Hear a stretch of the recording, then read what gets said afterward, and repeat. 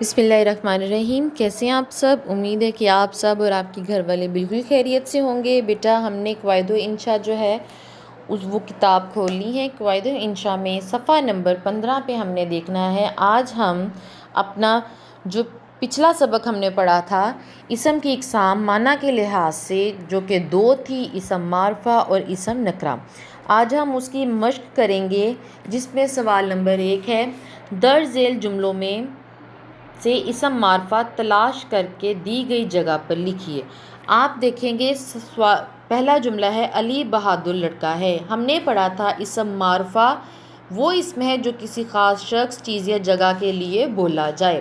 تو علی بہادر لڑکا ہے، اس میں علی جو ہے وہ ایک خاص بندے کا نام ہے۔ اس جیسا بندہ، نام تو بہت ہو سکتے ہیں علی، لیکن وہ بندہ جس کا ذکر یہاں پہ کیا جا رہا ہے اس جیسا وہ اکیلا ہے اور کوئی نہیں، تو یہاں پہ علی جو ہے وہ اسم معرفہ ہے۔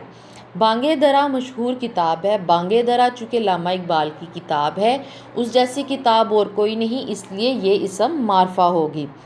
کرکٹ کا کھیل دنیا بھر میں مشہور ہے۔ تمام کھیلوں کے نام جدا جدا ہیں، اس لیے کرکٹ جو ہے وہ اسم معرفہ ہے۔ سیف الملوک ایک قدرتی جھیل ہے۔ تمام جھیلوں کے نام مختلف ہیں، لیکن یہاں پہ جھیل کا نام لے کر بتایا گیا ہے سیف الملوک جھیل، تو سیف الملوک یہاں پہ اسم معرفہ ہے۔ پیٹریا ٹامری کا ایک خوبصورت تفریحی مقام ہے۔ یہاں پہ 2 جگہوں کے نام بتائے گئے ہیں، ایک پیٹریا اور دوسرا ٹامری، تو یہ دونوں جو ہیں وہ اسم معرفہ میں آئیں گے۔ اس کے ساتھ ہی سوال نمبر 2 شروع ہوتا ہے، اسم نکرہ کا استعمال کرتے ہوئے جملے مکمل کیجیے۔ آپ جملے کے سیکوینس کو دیکھتے ہوئے کوئی بھی مناسب لفظ یہاں پہ اسم نکرہ کا لگا لیں گے۔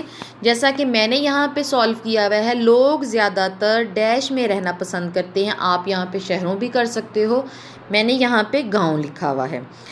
نمبر 2 ہے، یہاں سارا سال ڈیش بہتے ہیں، دریا بہتے ہیں۔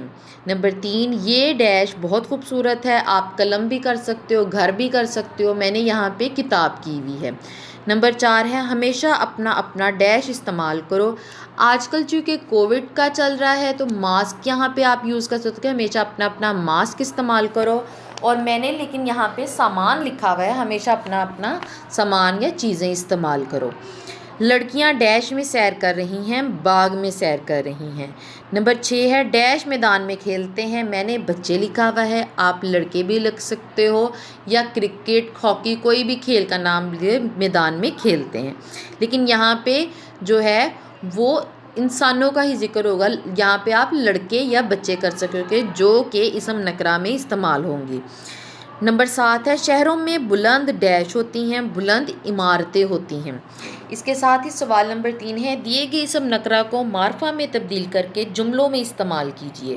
اسم نکرہ ہے باغ، ہم نے اسم معرفہ بنانا ہے باغ سے کوئی، تو باغ جناح جو ہے وہ باغ کا نام ہے اور اس جیسا باغ اور کوئی نہیں، تو ہم نے اسم معرفہ بنایا باغ جناح۔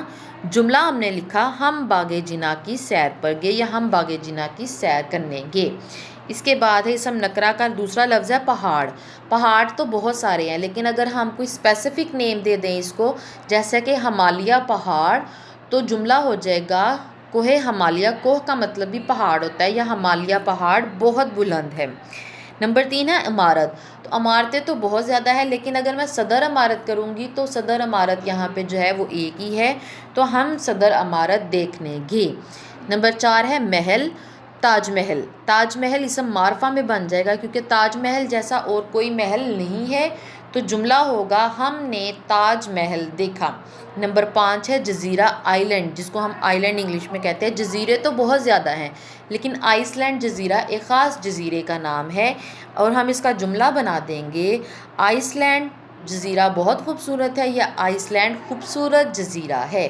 تو آپ نے بھی اپنی کتاب پر یہ جملے آپ خود سے بھی بنا سکتے ہو۔ صفحہ نمبر 15 پر آپ نے اس صفحے کو سولو کر لینا، اس صفحے کو حل کرنا ہے، اور حل کرنے کے بعد ہوم ورک کے ڈیز میں اپنی کتاب بھیجیے گا، جو کہ چیک ہو جائیں گی۔ اپنا بہت زیادہ خیال رکھیے گا۔